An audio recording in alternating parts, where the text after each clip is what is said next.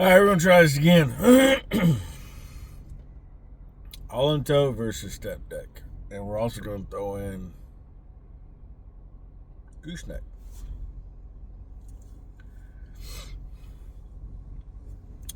I'm not going to say that any one platform is better than the other. What I will say is you have a greater potential of earning money with a step deck versus a haul and tow and a gooseneck. Now, I will say Bennett has 18 goosenecks, and I think they're slowly going to be getting rid of them or converting them to step decks. For a while, guys were running vans out of Iowa with them. Iowa DOT started hanging around the area and started writing our guys a ticket for being over 65 feet. Because we lease the goosenecks to guys who, I don't want to take the bed off my truck.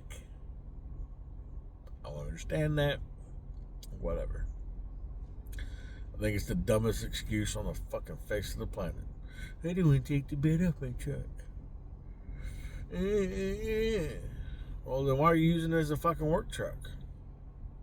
I'm going to make a video about the reality of your truck. Matter of fact, I'll probably do that today too. I'm going to have a bunch of time. Anyway. So, haul and tows are good, depending on the company you're at. For Bennett, not so good. Our reloads are tailored to a 53-foot deck, which haul and tow might have 25 at most. A gooseneck is realistically 44 feet of deck, maybe 45, and then you count the little extension that comes out. Or if your ball tower is adjustable, you can get a little bit. You're not adding length to the deck, you're just moving the trailer closer. They counted as space. I don't know why, because it didn't make, that the ball doesn't end at the end of the deck, it ends just in front of the uprights, right? But I mean, it's not like that's usable space to put something. So realistically, it's not a 46-foot deck. If you measure it, it's 44, 45 feet, depending on when it was made. Now, if you have a gooseneck, I highly recommend you yank the fucking bed off the truck. You get a stinger, a jib, whatever you want to call it. That front ball stand needs to be movable. Because here's your uprights. You got the tongue. We'll do it this way. Front of the trailer, tongue of the trailer. And you got that ball so you can go, boop. Here you are. Well, if your jib your ball stand's movable, we can close that gap up. And in turn, of course, what dictates the movement of that is whether you have a bed or not.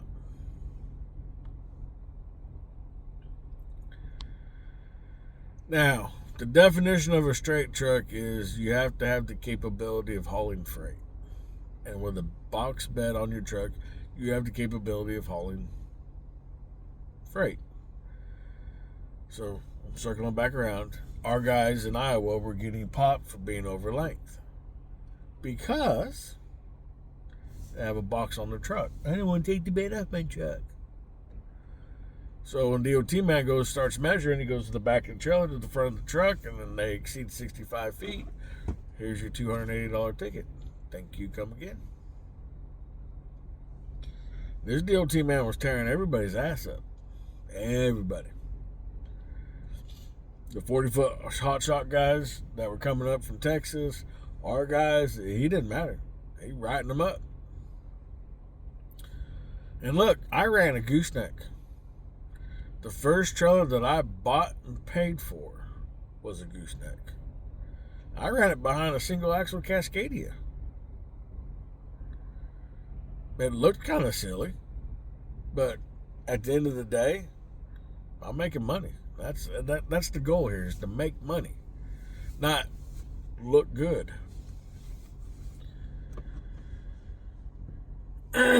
So I would say, oh, and a side note, if you own a gooseneck and you decide to upgrade your truck and you go to a semi, which I highly recommend, because pickups and medium duty trucks are designed to haul items, not tow items. There's a difference between hauling and towing. If you look at a pickup truck and you look at a haul and tow, a pickup truck has a lower payload rating and a higher tow rating, or it's opposite with a cab chassis. They have a higher my mind just went like they have a higher payload capacity and a lower tow rating. And if you look at a 45, 5500 Ram, them springs and them axles are bigger. And why is that? Because it's designed to have something put on the back of the truck, not behind the truck. That's why I say incomplete vehicle, because it could be a tow truck, which it'll be a flatbed, it'll be a wrecker, right? Wrecker has a wheel lift, but 9 times out of 10, he isn't just hooking up to the wheel lift and towing it or dragging it down the road. He's loading it on the bed of the truck, and away they go. An ambulance, cargo truck with a box on it. New text message from 51,803. So, your medium duty trucks are designed to haul, not tow. Pickup trucks are designed to tow, not haul. That's the difference. So, I'm very anti medium duty truck. I learned a $13,000 lesson. But anyway, we're not going to talk about that. We're got to stay on track. So, the big thing to, should you buy a haul and tow, should you buy a gooseneck, should you buy, oh, that's where I was going with that. If you have a gooseneck, you go to upgrade your truck.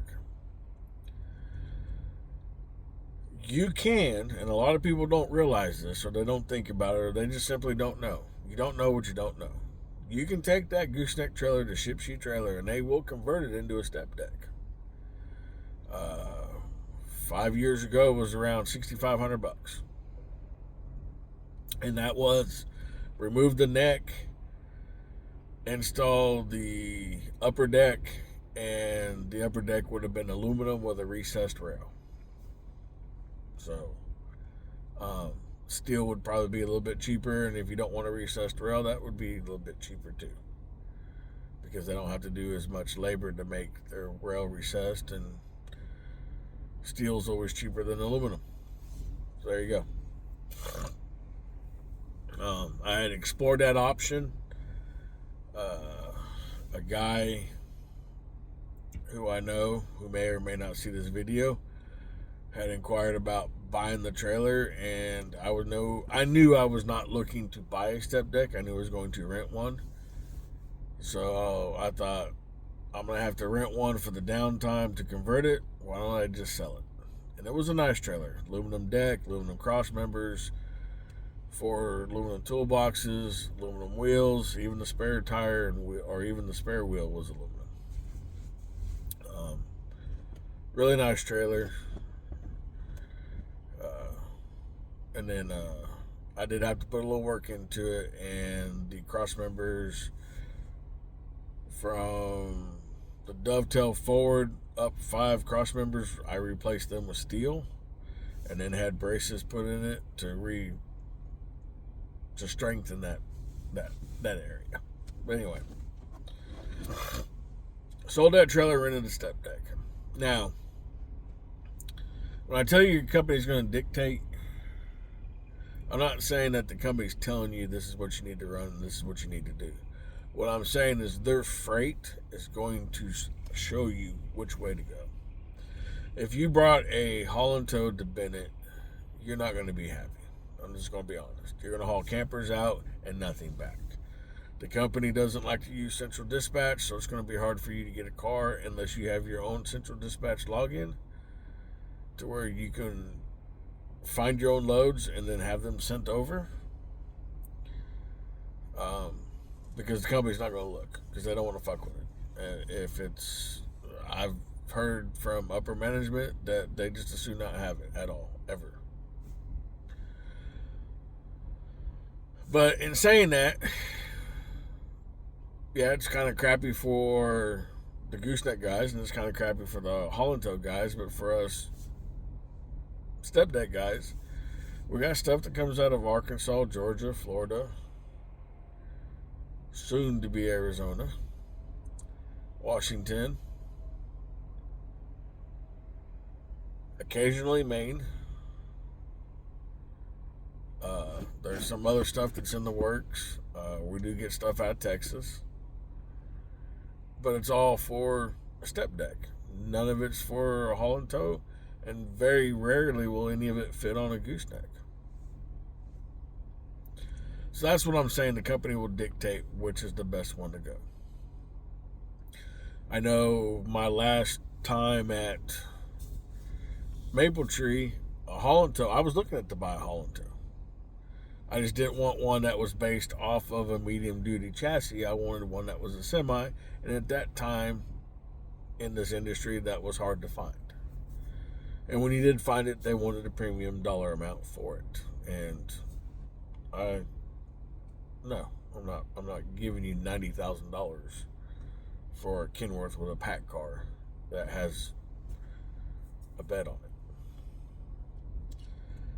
So,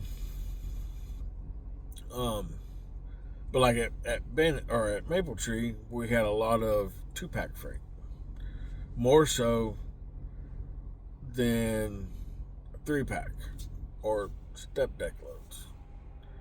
So realistically, if you wanted to skip maintenance and insurance on a trailer, if you're not renting, buy a Holland Tow truck. Most of their freight's 2-pack. 1 insurance payment, 1 maintenance payment. You only got 1 piece of equipment to deal with. Holland Tow is probably a better way to go. So it's you just kind of got to look at the company. Now, one thing you don't want to do is go buy a Holland Tow, and now something goes wrong with the company, say Maple Tree, and now you're hunting another company. Well, you throw that question out there: who has freight? Who has loads? Blah blah blah. And you make some, hey, I got a Holland Tow. I'm thinking about coming to Bennett. Can anybody from Bennett tell me what's going on? And somebody pops up and says, hey, with a Holland Tow, you're not going to be happy. Well, there's one company less that you get to pick from. I do see a lot of Holland Tows that are 5,500 grams that got Indiana on the door, and that's about the dumbest fucking thing I've ever seen. But anyway, now you go from Maple Tree to Indiana, because they obviously got freight for you, and they've got I'm not going to say a backhaul program, but I'm going to say a reload program that fits, that works. So, there you go. So really and truly, I'm not going to say any one is better than the other. It's just the circumstance. So, what is your circumstance with your company? What is the circumstance for you? Now, renting trailers, there's only a handful of places that do it. Bennett does it. $650. It's a $2,500 deposit, $650 a month. They maintain everything. Horizon, I think they have a deposit at $650 a month, but you have to maintain the trailer. And here's my deal: if you have to maintain the trailer and you don't get a title to it after a certain period of time, that's not an agreement you want to get into. That's a bad business decision. You can go borrow money from Full Circle Finance and buy a trailer. I mean, if you got to maintain it and make a payment, you might as well own it. You know what I mean? I mean, that's what I would do. I mean, that's why I rented a trailer. Even at Maple Tree, when I rented the trailer from them, it was 14 cents a mile. They maintained it. I had to buy the equipment, but they maintained it. Take it in the shop. Hey, it needs a tire. Then, well, they call it Monteith. Monteith put a tire on it, or they tell me to go to Monteith and put a tire on it. Needs brakes. They throw brakes on it, or they'd say drop it off at Shipshe. I'd drop it off at Shipshe, run a single or two, come back, grab the trailer. I didn't have to maintain it. Bennett, same thing. You don't have to maintain it, and Bennett gives you equipment, unlike Maple Tree. And I don't know. I don't know if you have to. No, you have to buy equipment for Horizon, I'm pretty sure. So anyway, you got to look at it and then figure out what it is. But I'm telling you now, if you're making a payment and it's purely just a rental, a lease, and you're never going to own that trailer and you have to maintain it, you entered into a bad business decision. A bad business decision. So yeah.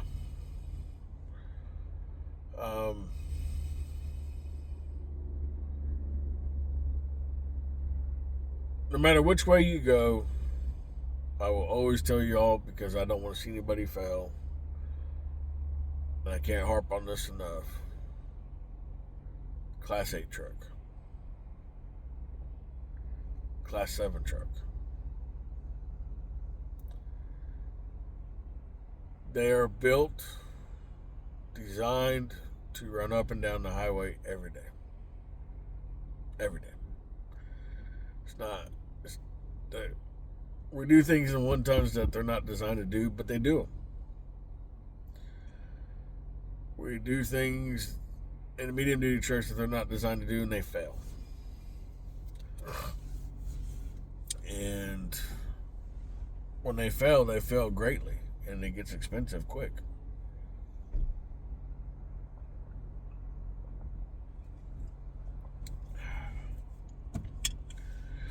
So,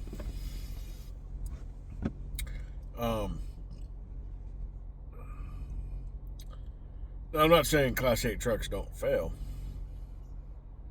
because there's certainly a number of them that do.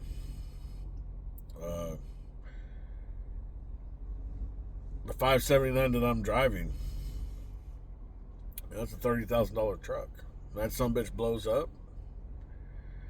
Call Vanderhags, have them come out. Here it is. What do you offer me? Take their check, hand them the title. They tow it off to their salvage yard. I take that money and I go buy another one. I looked. Before I got to Peterbilt, I looked. You can't touch a pickup, a good pickup, for $30,000. I found one truck in a 200-mile radius of my house for $35,000. It was a 90, no, not 90. It was a 2018 Ram 3500. Intact. Hadn't been deleted. 96,000 miles on it. But it was 2-wheel drive.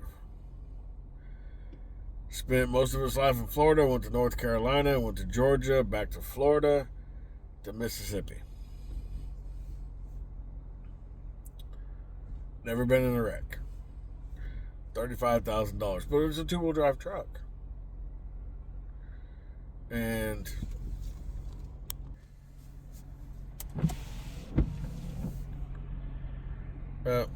It won't focus.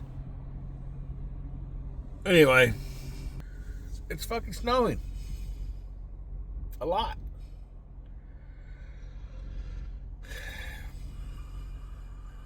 So there's that. You know what I mean?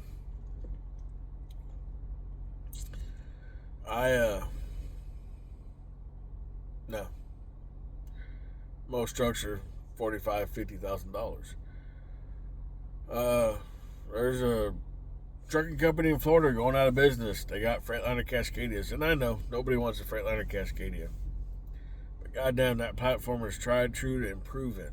They go 1,000,000 miles, and in today's truck, that's pretty impressive.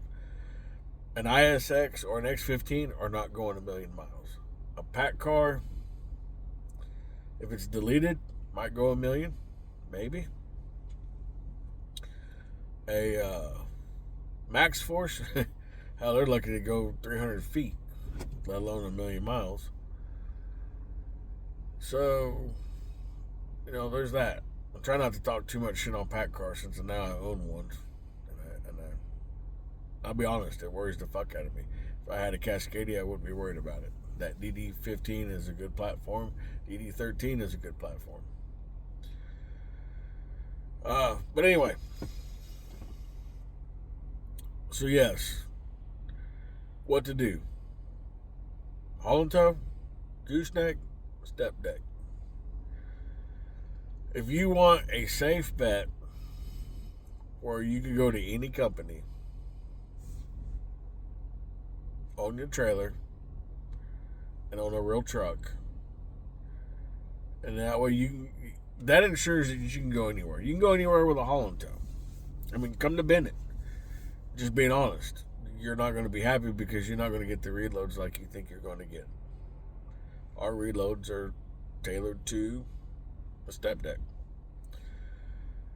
Indiana, foremost, all the other ones, they'll give you their central dispatch. You'll find your stuff.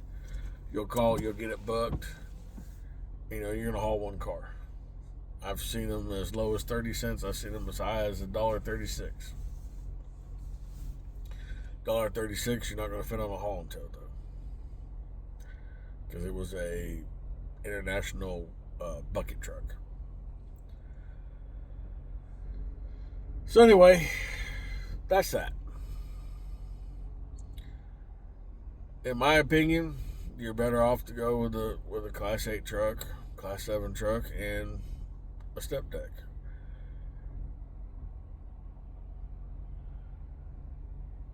But then again, if you got a company that you've been at for a long time and you've got a good reputation with them and you notice that they have a lot of 2-packs in the yard and you don't really care, because coming back empty in a haul and tow isn't the end of the world.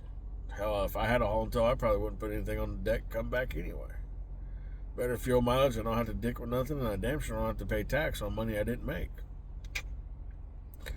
And you can only write off so much, and you can only show a loss for so many years before you get audited by the IRS and they decide that your business is a hobby. Nobody can write off the entire time they're in business. You have to show some profit at some point. Otherwise, forensic accountants start getting involved. Just saying. But I will leave you with this. If you want to make sure that you can go anywhere and everywhere, own a trailer, own a truck. And when I say trailer, own a step deck. If you're not worried about, because an overland ticket, like my overland ticket I got was in Texas. It wasn't in Missouri. It wasn't in Nebraska. It was in fucking Texas. Our guys are getting written up in Iowa for being overland. Because of the whole 65-foot rule. Now, the 65-foot rule does not apply to every state because Indiana is 60. There's some southern states that are 68. The majority of the states are 65.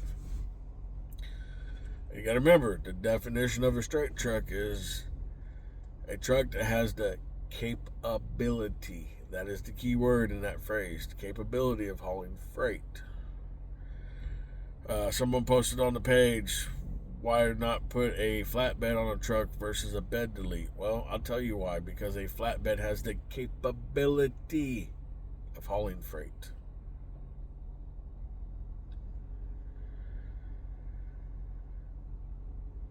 When I got my ticket, it was in my 4500. I had an 11.5-foot CM bed on it.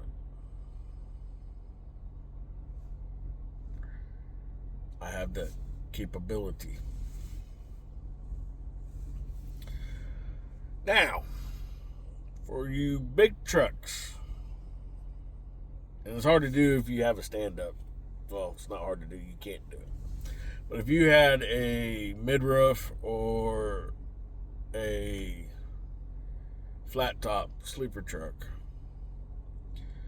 and you want to avoid any overlength, put a head rack on your truck. Doesn't have to be pretty. Doesn't have to be stout. It doesn't even have to be functional. But put a head rack on your truck. The definition of a car hauler, because your trailer says RV/car hauler. That doesn't mean shit. Doesn't mean dick. Doesn't mean nothing. The definition of a car hauler is the power unit has to have the, here we go, English is a funny language and people forget to understand it, capability of hauling a vehicle. So you can put a head rack on your truck out of 2x2 square tubing.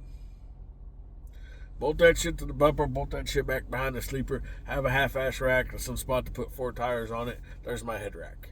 There's the capability. Doesn't say you have to do it, just says you have to have the capability of hauling a vehicle. Now you're a car hauler. Guess what? Welcome to 83 feet. So, there's that. But yes, alright, I've rambled on enough. I've sidetracked it 100 different times. I thought of 4 other videos to do. And this is only take 2 of this one. So, in short, semi-truck, step deck trailer, you can go anywhere. You're going to have some legal liabilities with a gooseneck if you have a bed on your truck or a flatbed. And a haul and tow, you're going to be limited depending on where you go with some reloads. Me personally, I like a step deck. I like a big truck. Where we go. I can go anywhere I want. I can go to Star. I can go to Maple Tree. Synergy. Indiana. Foremost. Sky Point if I wanted to be screwed badly with no lube. Not even a Transport US. So, there's that. Those companies will take a haul and tow as well. Just keep in mind that your reloads may be, Jesus Christ. It's snowing like nobody's business. And I just watched some dickhead in a black, I'm assuming Subaru, pass a car because they were going slow in front of the countryside inn. Anyway.